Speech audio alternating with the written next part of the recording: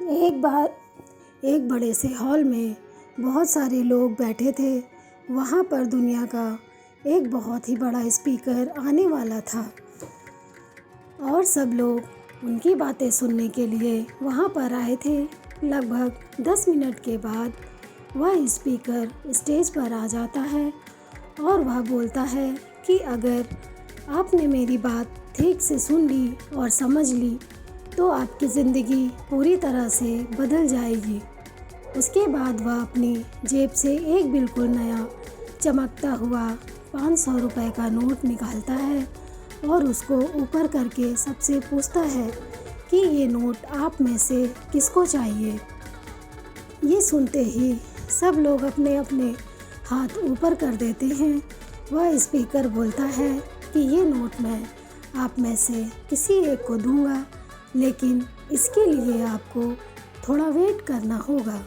अब वह स्पीकर उस नोट को अपनी मुट्ठी में बंद कर लेता है और थोड़ी देर बाद उसको मसलता है।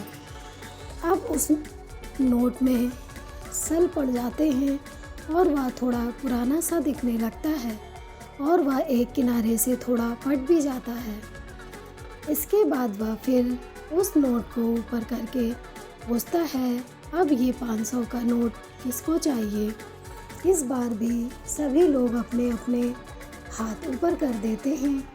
तब स्पीकर ने उस नोट को ज़मीन पर गिरा दिया और उस नोट पर 3-4 बार पैर रख दिया।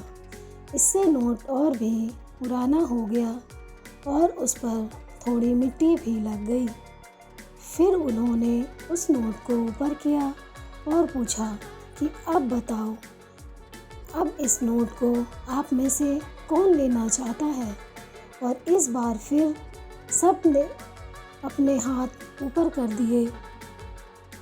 स्पीकर अब नोट को फिर से नीचे ज़मीन पर गिरा देता है और उसके ऊपर कूद कूद कर उसको दोनों पैरों से रगड़ देता है और उसके ऊपर चाय भी गिरा देता है। अब नोट इतना गंदा हो जाता है कि उसको पहचानना भी मुश्किल होता है। कोई भी उस नोट को देखता तो यही बोलता कि अब ये सिर्फ एक गंदा कागज़ का टुकड़ा है, अब यह बेकार है, इस दुनिया में इसकी कोई वैल्यू नहीं है।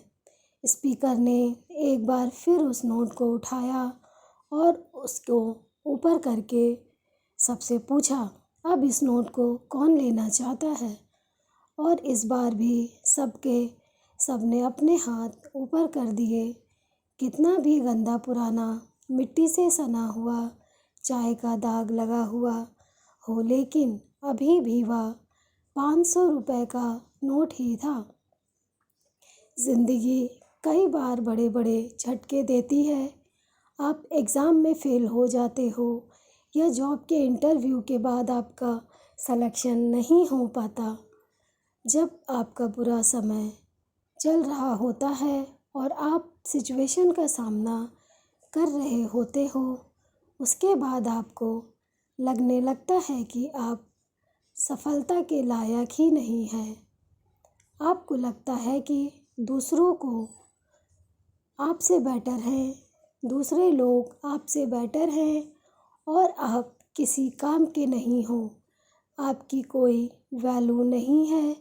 हमेशा याद रखो, इससे कोई फ़र्क नहीं पड़ता है कि आपने कितनी बार सिचुएशन का सामना किया है और ज़िंदगी में कितनी बार फेल हुए हो।